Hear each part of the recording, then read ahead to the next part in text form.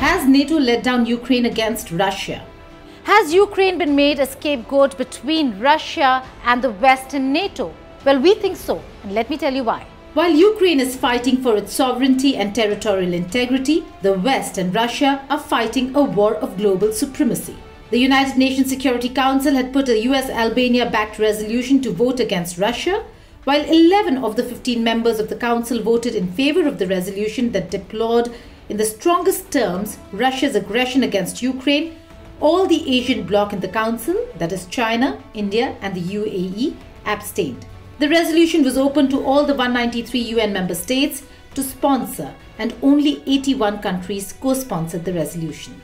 Let's look at the numbers at the United Nations Security Council vote on Russian aggression in Ukraine. Only 25% of the G77, that is, 33 of the 134 of the developing nations, co-sponsored the resolution. 81% of the non-G77, that is, 48 of the 59 in the developed bloc of Europe and the West, co-sponsored the resolution. And only 9%, that is 5 out of 54 African countries, were co-sponsors. And this action spoke volumes of how the Russia-Ukraine conflict is being perceived. The Council vote was vetoed by Russia and therefore didn't pass. There isn't a doubt that the global community is outraged by the invasion of Russia into Ukrainian territory. But is everybody convinced of the stand taken by Europe and the United States of America? Are there questions on why NATO and the West decided against a military intervention when the Ukrainian president has put his life on the line to side with the West? Despite all the sanctions imposed by Europe, Ukrainian President Volodymyr Zelensky called out the leaders of Europe over their silence on Ukraine's NATO membership. Today, I have asked 27 European leaders whether Ukraine will be in NATO.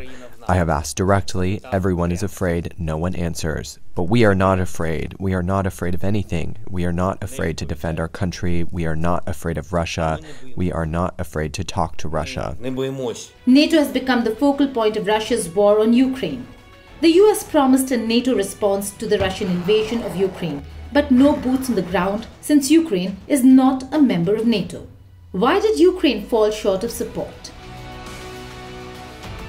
A simple look at the co-sponsorship gives one a broad idea that this is primarily a war over Ukraine between the West, that is Europe and NATO, and Russia. The co-sponsorships for contentious issues are never very high because the countries may not agree with every bit of the text in the resolution and must get every amendment cleared by the headquarters. But when the countries are asked to vote, they normally side with the overall sense of the House.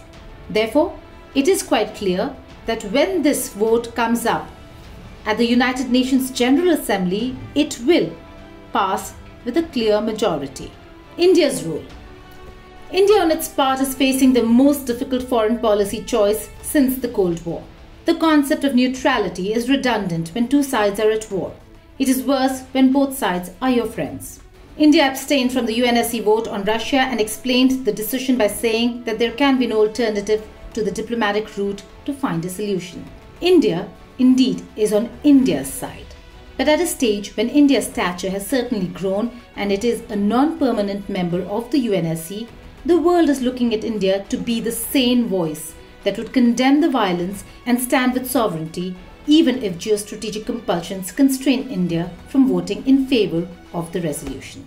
India has its reasons, and that's the reason why abstention with a loud condemnation of violation of a country's territorial integrity and sovereignty will be the sane thing to do for India.